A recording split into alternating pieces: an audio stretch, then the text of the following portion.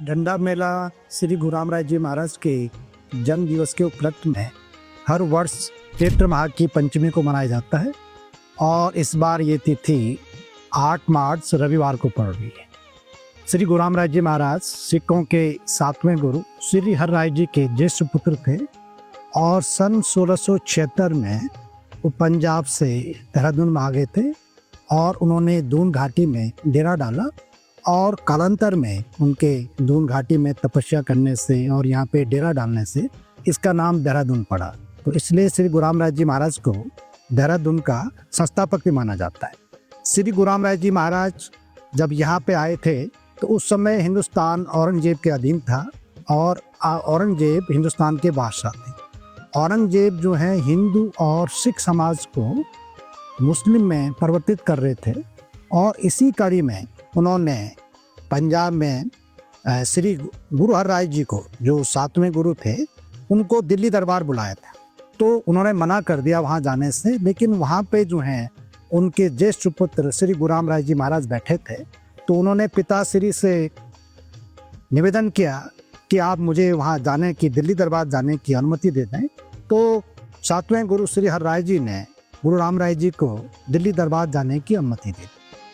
जब श्री गुरु रामराय जी दिल्ली दरबार पहुँचे तो वहाँ पर जो औरंगजेब के दरबारी थे, मौलवी थे, उन्होंने उनकी कई तरह से परीक्षा ली।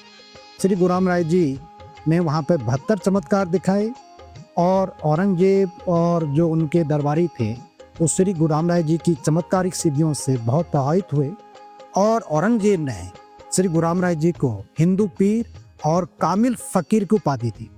जब उनको मालूम चला कि श्री गुरु रामराय जी पंजाब छोड़कर देहरादून में आ गए हैं, तो उस समय हिंदुस्तान छोटे छोटे प्रोविंसेस जो हैं प्रांतों में बटा था, जिनको बाद में आज़ादी के बाद जो हैं सरदार वल्लभ भाई पटेल जी ने, जो हमारे गृह मंत्री थे उस समय के, उन्होंने उनको एकत्र किया, उनका गठन किया और भारत में उनका विलय किया।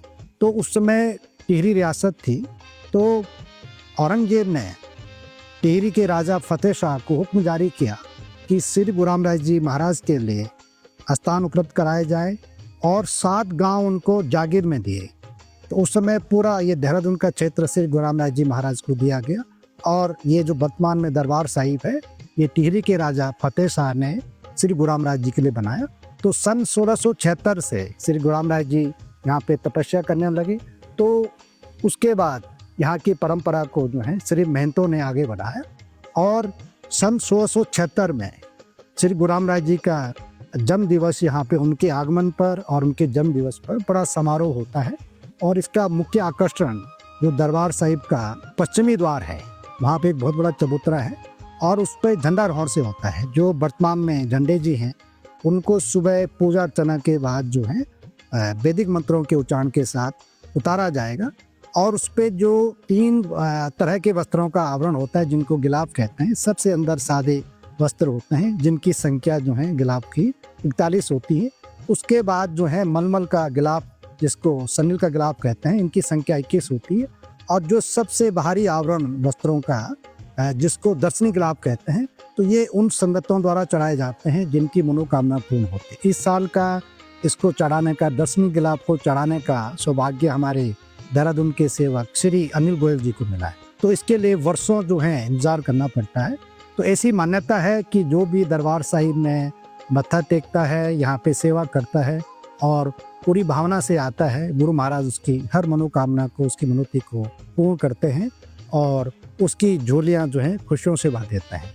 तो यही कारण है कि सदियों से जो हैं गुरु महाराज के दरबार में, झंडा साहिब में, देश भर से और विदेशों में जो हमारे गुरु महाराज के अनुयायी और श्रद्धालु और सेवक रहते हैं, वो उनके जन्म दिवस पे, जो इस वर्ष चैत्र माह की पंचमी 8 मार्च को पड़ रहा है, बहुत सारी संख्या में हमारी संगतें यहाँ पे आएंगी। और जो झंडा जी का जो आरोहण होता है, वो बड़ा, इसका जो दृश्य है बड़ा दिव्य और अलौकिक होता है।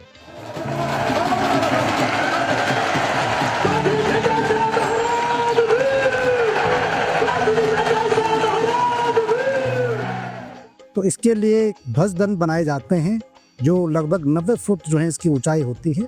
तो सुबह पूजा अर्चना के बाद जो है पहले वर्तमान झंडे जी को उतारा जाता है और जो इस पे गिलाफ होते हैं संगतें इसको प्रसाद के तौर पर ग्रहण करती हैं।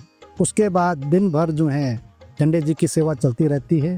संगतें इसको पंचगव्य से और गंगा जल से जो है इसका स्नान कराती हैं और फिर इस पर नए वस्त्रों का आगमन चढ़ाती हैं और शाम को 3 से और 5 बजे के बीच में नया झंडे जी का आरोहण कर दिया जाता है। झंडे मेले की सभी तैयारियां पूरी हो गई हैं और सुरक्षा के लिए पुलिस प्रशासन का, जिला प्रशासन का पूरा सहयोग रहता है और पूरे दरबार परिसर में जो भी इसके प्रवेश द्वार हैं वहाँ पे पुलिस की तैनाती रहती है और पुलिस के जवान के साथ साथ हमारे संगत के जो भक्तगण हैं वो भी पूरी सुरक्षा व्यवस्था को देखते हैं।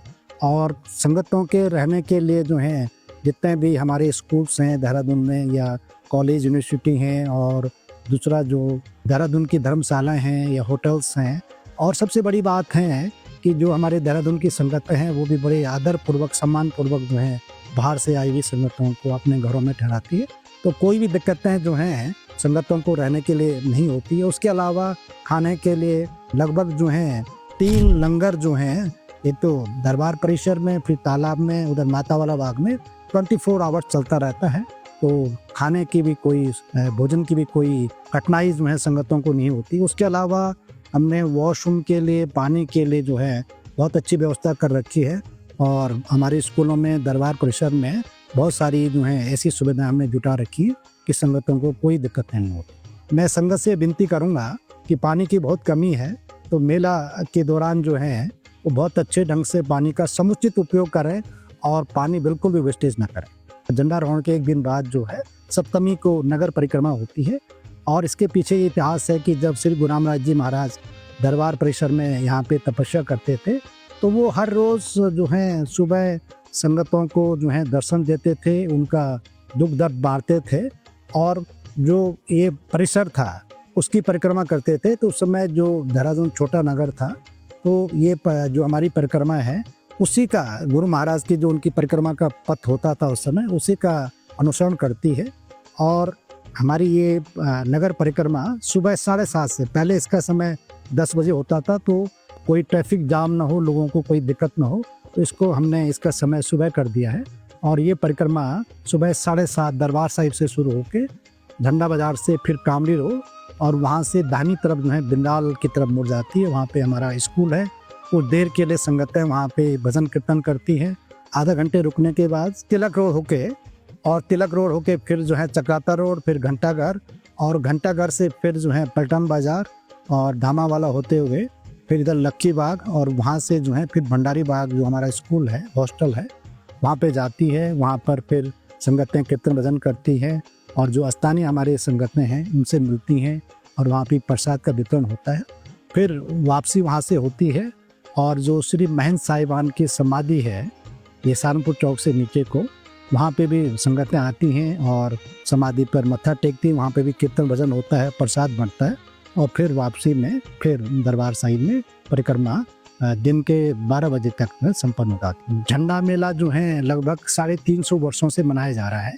तो हमने इसकी जो सांस्कृतिक विरासत है, इसकी जो परंपरा है, रीति रिवाज है, सबको जो है वैसे ही रखा। तो हम चाहते हैं कि जो भी हमारे ऋषि मुनियों ने, हमारे पूर्वजों ने, बड़ों ने जो व्यवस्था कायम की है, जो भी उन्होंने सिस्टम बनाया है, उसको हम अगली पीढ़ी तक ले जाएं, क्योंकि उनके सिस्टम में बहुत मजबूती है और भारत की संस्कृति उसमें झलकती है।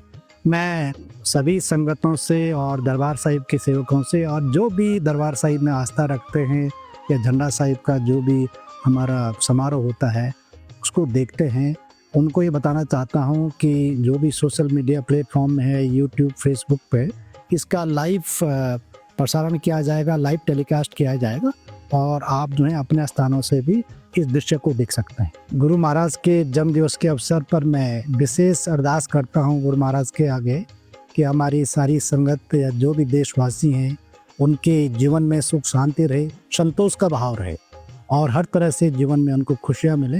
ये मेरी गुरु महाराज से प्रार्थना है, अरदास है।